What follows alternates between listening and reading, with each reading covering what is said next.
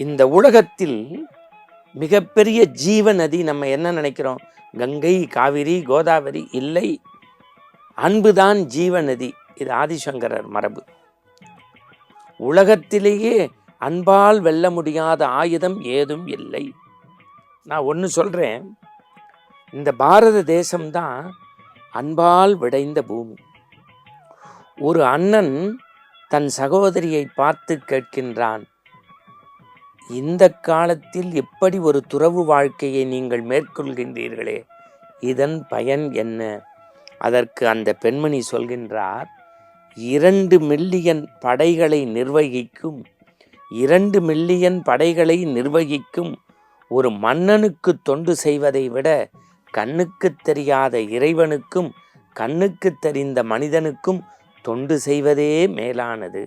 யார் இந்த சொற்றொடர் சொன்னது?